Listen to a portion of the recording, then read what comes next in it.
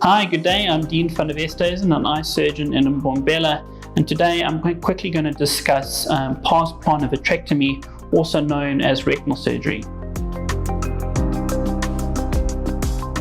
Pars plana vitrectomy is performed for a variety of conditions. Some of the common conditions we do it for is for a floater or floaterectomy, for retinal detachment, macular holes, epiretinal membranes, and other conditions. So today I just want to explain essentially what that surgery entails so you have an understanding what is going to happen with the eye. This is the typical setup for vitrectomy surgery.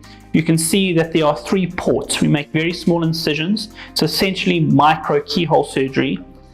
You can see each of these have a small valve where you can remove and can place instruments in the eye and take instruments out the eye. Typically, we place infusion or fluid that is running into the eye on that side. We place a light source at that port, and over here normally is where we place a variety of instruments into the eye. If you take a view from the side, you can see this is where instruments are placed in the eye. There's a light source over there, and there is a vitrector there. That gives us access to the back of the eye. The eye is filled with vitreous or jelly-like material, and essentially with retinal surgery, one always does a vitrectomy, meaning we remove the vitreous. By removing the vitreous in the center part of the eye, one can access often where the pathology is at the back, whether it's a macular hole or an epiretinal membrane, where there's a retinal tear somewhere at the back that needs to be repaired. By removing the vitreous gel is the first step in safely accessing the posterior or the back side of the eye. Once the ports are placed, you can see the ports are placed in the eye here. We have a special viewing system which allows us to look through the pupil to the back of the eye where one can see the retina clearly. And here's just another image just to help you to understand. You can see these are the ports where the light, infusion, and an instrument is placed. And from the side, you can see there's the view to the back of the eye where the vitreous can be accessed and can be removed. At the end of any retinal surgery, one has to fill the eye with something to support the retina and often to help the ports to seal. So typically, in an ideal situation, we place just normal air. So there's an air bubble inside the eye. Alternatively, if there's a tear or a retinal detachment, we may put in a special types of gases. And these gases are expansile and they last a lot longer. So with air, if we place air in the eye, the air comes out the eye by itself, normally over about a week's period, and the air dissolves into the blood and disappears. Your eye produces fluid itself. As it produces fluid, the air bubble disappears, the eye fills up with fluid, and the vision clears as the eye fills with fluid again. Meaning while there's gas in the eye, the vision is very poor. If we use other gases like SF6 or C3F8, and there's other ones as well, those gases are used if we want a longer tamponade or we want the gas to be in the eye for a longer period of time. And that can range from 4 to 6 weeks up to 3 months. So depending on what gas we put in the eye, it determines how long that gas stays in the eye and how long your vision is blurry for. Because while there's gas in the eye, the vision is very blurry. Over time, normally, as the gas gets smaller, you normally see a line form, and the vision above that line is normally clearer.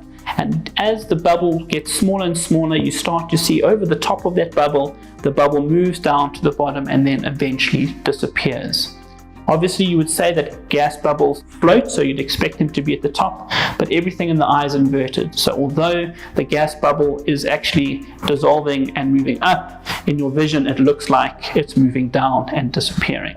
The other alternative which can be used is silicone oil. So instead of a gas, air, or SF6 or C3F8 gas, one can place an oil in the eye.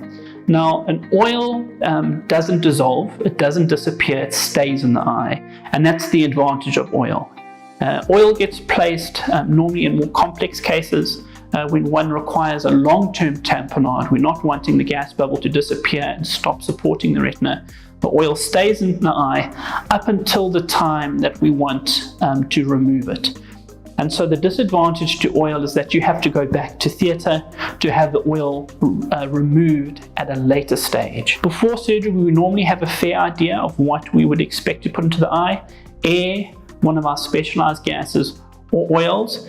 But sometimes we get surprises in surgery, and we can discuss it during the time of the surgery and after the surgery, what we did and why we did it. One very important concept when it comes to gas is understanding that altitude is a problem with gas.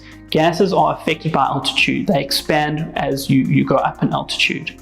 And so especially the specialized gases like SF6 and C3F8, those gases are very sensitive to altitude and to pressure. And so one cannot change altitude with those gases in the eye. And what that means particularly is you cannot fly. Being on an airplane, changing altitudes on a plane, having a pressurized cabin can wreak havoc. The pressures can go extremely high and can be very dangerous. So after any form of retinal surgery, it's important to know what gas you have in the eye, or whether you have oil in the eye, and to know whether you can fly or not.